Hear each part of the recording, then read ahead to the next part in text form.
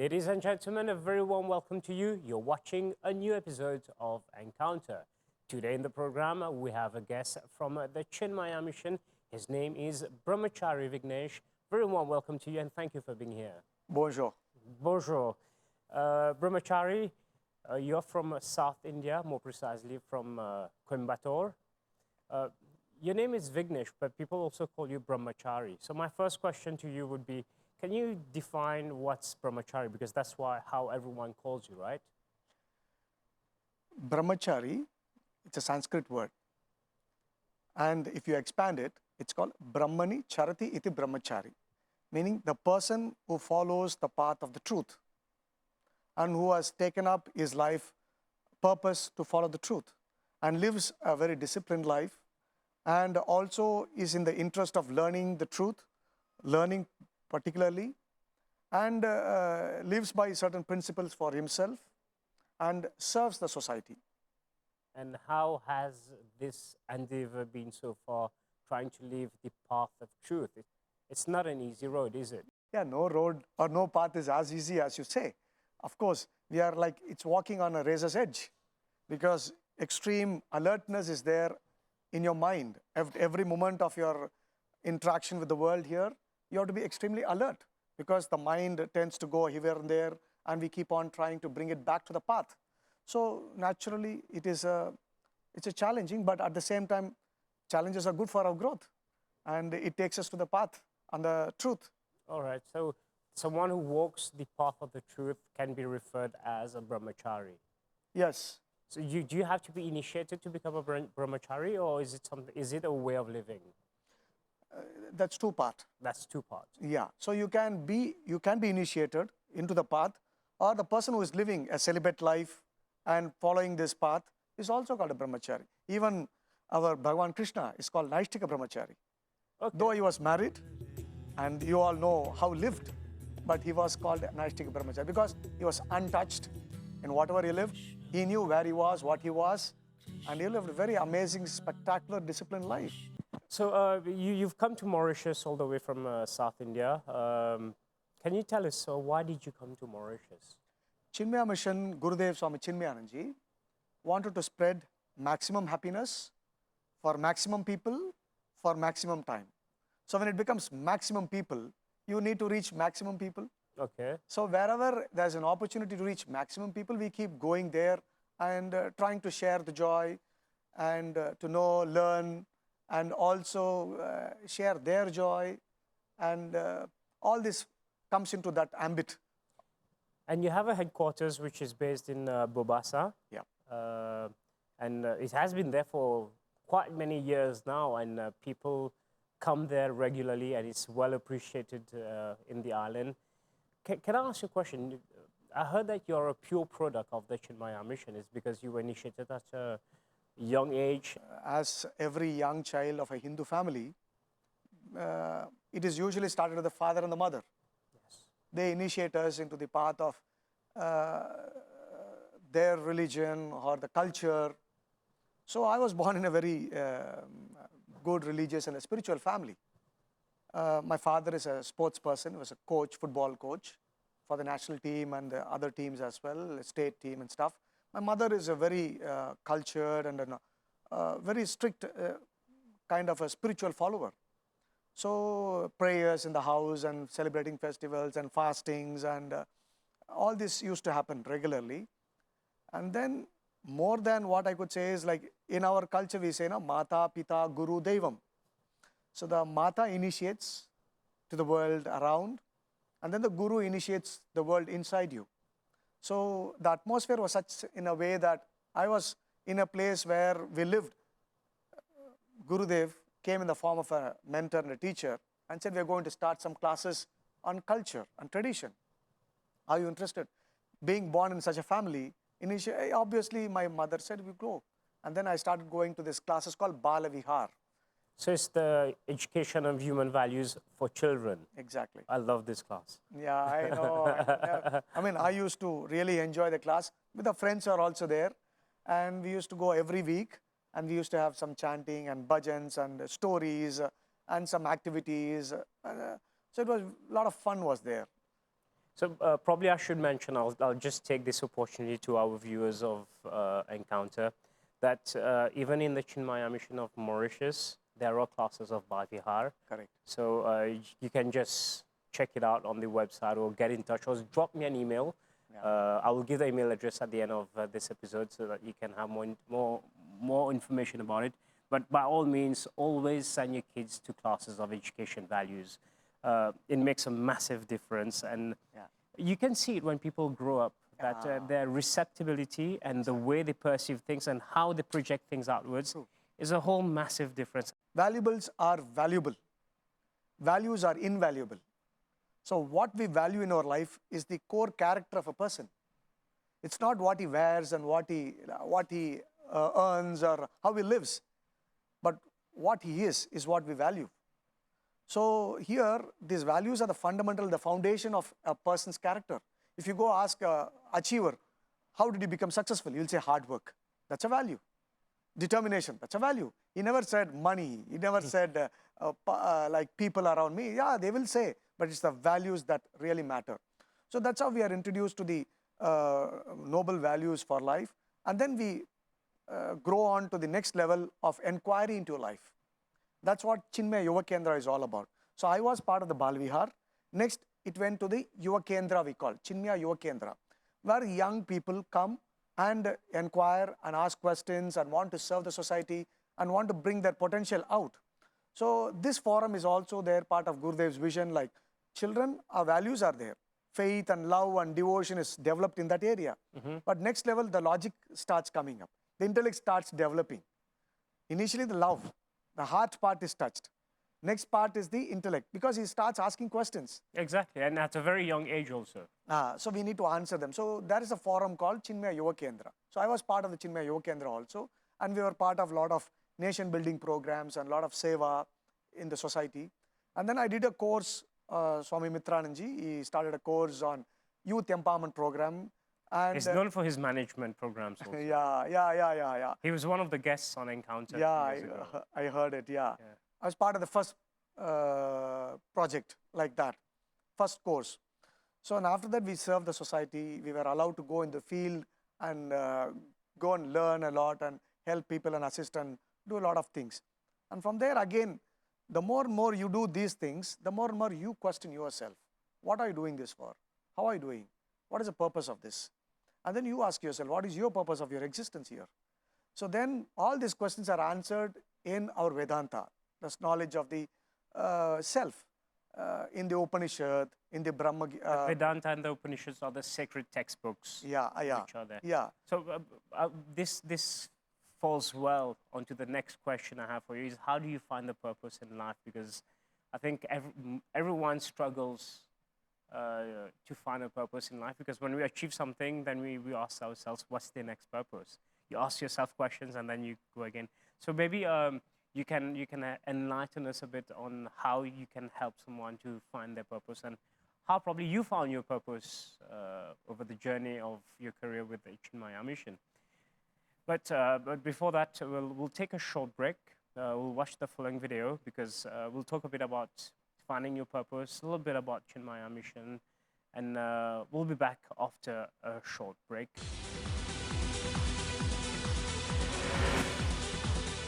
Finding purpose in life is one of those things that most people want, whether we know it or not. As nice as it sounds, it can seem challenging to attain. If you haven't spent a lot of time thinking about your own purpose, you might have some preconceived ideas about the purpose of life. These baked-in ideas about life often come from our family and the communities we grow up in. The purpose of our life is to get married and have kids, or maybe it's earning a certain amount of money or achieving a certain position in society. But these types of achievements often don't bring the kind of fulfillment that comes with finding your personal sense of purpose. A personal sense of purpose is less of a specific end goal and more of an ongoing impact on the world, large or small. Purpose is your why. The teachings at the Chinmaya Mission follows the Vedic teacher-student tradition called Guru Shishya Parampara and makes available the ageless wisdom of Advaita Vedanta, which is the knowledge of universal oneness, by providing the tools to realize the wisdom in one's life. Vedanta is the universal science of life relevant to all people of all backgrounds and faiths. Vedanta inspires seekers to understand their own faith better.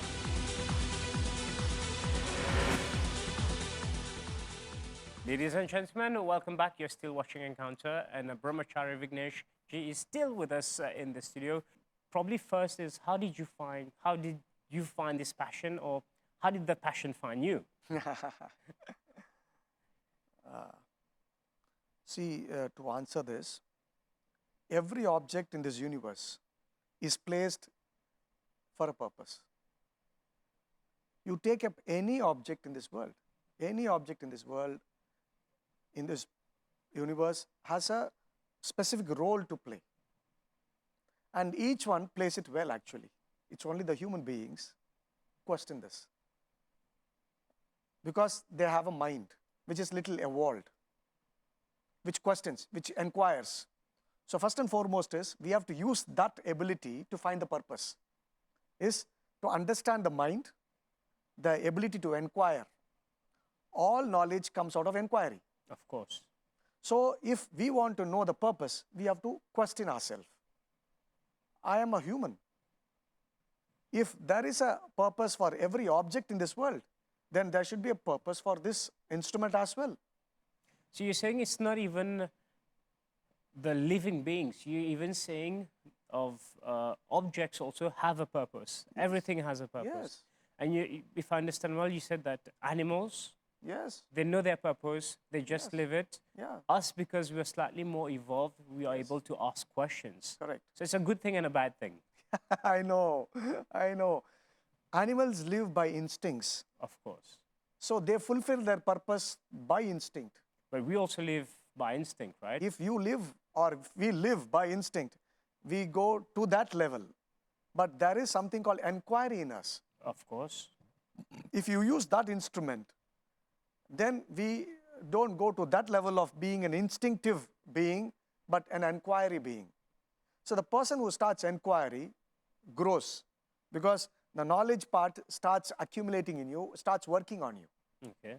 So what we have to understand is, so if I need to find my purpose, it's this instrument which I need to use to find it. So that is to inquire. Inquire into whatever I see. What is this? Is it true? Is it real? Is it permanent? Is it what I want to search for? If I ask every question to every object I see, is this what I want in life? Is this what I'm going behind? Your heart will give you an answer. What do I want? Everybody's purpose in this world, not even man alone, it's even the animals also. Every being wants to protect itself. Yeah. Every being wants to survive, live for what? Happiness. Everything wants to be happy in this world. So ultimately, one thing comes to this point is, we all converge onto the one point, is happiness. So every object in this world wants to know what is his happiness. But humans tend to be not happy and very stressed and lead a robotic life. Do you think it pertains to the fact that some people have not found their mission or reason in their life? There is two parts to it. One part is, as I told you before, the animals find their instinct to reach that goal. Safe. But man has to find this happiness. So he has to inquire. But he inquires in the wrong areas. The person, as such, we go and search for happiness in the places where it is not. If my mind is inquiring, is this where happiness is? Then you'll know it is not. For example, I tell you, is an ice cream happiness for you? Yes. Short-term happiness, 100%. 100%. Yes. Same ice cream may not be happy for me. No, you might not appreciate an ice cream the same. It's a matter of perspective also, and appreciation. So it's a perspective, not the object. No. If you change the perspective, then it's all over for us. So you're saying the object is the same, it's the perspective that changes. Or we have to understand this very clearly. Exactly. So if Okay. you know that the objects are stimulating happiness inside, the happiness which is there in the object doesn't have life, doesn't have emotion. How can that object which is inanimate, like an ice cream for that matter, how can that give me happiness? It's that happiness which is in me, which I appreciate inside me, that this is giving me happiness. It's my perspective. But happiness comes from inside, right? External things will not give you happiness. They might give you pleasure. So the pleasure and happiness, there are two ways in it. Pleasure is the happiness through sense organs. Enjoying the objects through the sense organs is called pleasure. Okay, yes. The happiness which is more subtler and more emotional, there is a lot of words to it. Joy, happiness, pleasure, bliss. Yes. So they all have little differences in it. The bliss is called when you yourself are the happiness. So when it's intangible, then it's happiness. But if it's something coming from the outside, then it's a pleasure. Because I wanted to ask you, what is your definition of happiness? Why is it important to discover one's mission in life, to be able to maybe experience some pleasure also, but also hopefully to lead to Happiness is our goal. Usually everybody's ultimate aim is happiness, basically. So how do I get it? Don't get it. Just be. just be? Because you are that which you are searching for. Okay. If you are just being yourself, being natural, being what you are, going according to nature, you express happiness. Okay. We all work for happiness. Okay. When you are yourself, you work from happiness. You mentioned earlier that you have studied the ancient texts like the Upanishad and the Bhagavad Gita, the Brahma Bhagavad Gita and Sutra. all. Why is that so important? You buy a mobile, and is there a manual for it? For the mobile phone? Definitely. You buy a toothbrush. There is a place where they say how to open it and use it. 100%. Agreed. An ordinary instrument, which is inanimate, which doesn't have a mind, to use that instrument itself, there is so much of directions to use. This instrument is so complicated and evolved. It is the most evolved and the best technology in this world, by far. So for the technology, don't you think we need a direction for use? No, our brains are not enough for it. If it is enough, it would have found it. Okay. Why does it search then? So are you trying to say that those ancient texts are manuals that we have to refer to? You read physics, chemistry, math, geography, social science. Yeah, you study books for them. Yes, yes. So to know yourself, How has the study of those ancient texts helped you, or what difference did it make in your life? it clarifies our confusions, our conflicts, gives direction and purpose to our thinking, and gives more meaning to our life if we start practicing them. So these ancient texts are far deeper than what we think. So according to our understanding, we gather a lot of little ideas, and for me, this is what it has done. Okay. Given us a little bit of clarity about life and purpose and meaning, and also to take decisions in life. And what am I doing? Why am I doing? How am I doing? All these things are mentioned in it. And you enjoy it so much that you feel the need to share it with people, hence the reason why you do so many talks and you try to have a positive impact on people's lives. Two ways to it. One is my gratitude to my teacher. He gave it to me without any expectation of what I will do with it. He just gave it because he was grateful to his teacher. And so when I got it for myself. But when you get something for yourself and which you feel it is very happy, what do? You You'll share it. It's just like the address of a good restaurant. Yeah. You will always give a good reference for people to enjoy the same good food you had. Brahmachari, maybe this question just came up in my mind. You have done so many talks. What do you think is, okay, you always say two-part, I'll also say two-part. what is your favorite topic to discuss? And what is the topic you think people need to hear the most? And if it's the same, then just go for it. See, obviously, for me, the favorite topic to think about, talk about, discuss about is about life, Okay. about happiness, about service, about how we can make a difference in this world. What part do I play to make a little difference around me? This I would be very happy to discuss. It's not just talk, do also. So when I talk about pollution, I will make an effort to do something about stopping that pollution. So it's not just talking, it's walking also. Okay. And how do you find the motivation for that? The motivation comes from our people, from my acharyas or the teachers, like Gurudev, how he did. He just didn't talk. A lot of people talk but do not do. So that's why I'm asking you the other side of the coin. Yeah. And hopefully by this, you're able to do whatever you set yourself to achieve to do. Yes. See, the point is, for example, if I talk saving water, I do what? I don't waste water. When I go to a restaurant, they give me water. I said, this much I want, which I will use it. So I start saving whatever I can because my ancestors gave me a beautiful world. So when I go, I should live a beautiful world for the next generation. Okay. And a better world for the next generation. And share ideas or things which will enhance the life of the next generation for them to find purpose or to make it even better, not worse than that. Okay. So this is the first part of your question, like what ideas would you like to discuss? And then the second part is, again, as you said, if it is very similar, like I talk, I do. So but what are the things that people need to hear, according to you, or to be reminded of, especially in this world? they are supposed to hear what is real.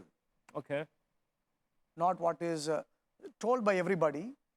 You listen to that, but you should be able to understand how to distinguish between what is real and unreal. Okay. Because we come to hear a lot. Basically, in our Shastra itself, it is said, hear good, see good, talk good, feel good. This is what our entire Shastra speaks. So basically, what you're supposed to hear is, hear the truth. And when you start hearing the truth, it slowly transforms you to be the truth. Okay. So wherever the truth is, try to be in that area where there is truth. And what is the truth? How do we know it's the truth? I was about to ask you that. How do you know it's the truth? It unites. Okay. Wherever anything is shared, if it is bringing unity, it's bringing harmony, it is bringing joy, it's bringing brotherhood, then that's the truth. But even if if it happens to be something fake, then it will just disperse at some point. It doesn't work. Or what is the importance of asking the right questions also? How true is it? So, Absolutely. It depends upon what is inside you as well. Yeah. So if your intentions are not clear, then you will go only for that. Okay. Okay. So your basic impressions of your mind is also there. So if you have some kind of a negative karma, we'll go search for it. So basically, is remember that something that unites has got some truth to it. Yeah. And it's going in the right direction. Before closing this first interview, is there anything that you would like to add for now? Yes, I would like to add these encounters have to be very, very important, that you encounter yourself every moment of your life. I am looking for encounters outside. Let's try to encounter yourself. Look at yourself in a mirror. Encounter yourself. Encounter your mind. Are you listening to me? Are you following what I am telling you? Your heart, is it speaking to you? Every moment, any thought comes which is taking you away from the path. Are you having an encounter? Every moment, encounter. And our life will be amazing. Fantastic. Well, thank you very much for this. I wouldn't say a play of words, but it rhymes well with the name of the program. Brahmachari ji, thank you very much for giving us your time and sharing your wisdom. Thank you.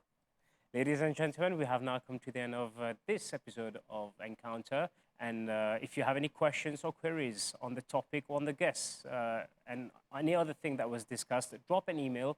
It's encounter@mbc.itnet.mu. Until the very next program, goodbye.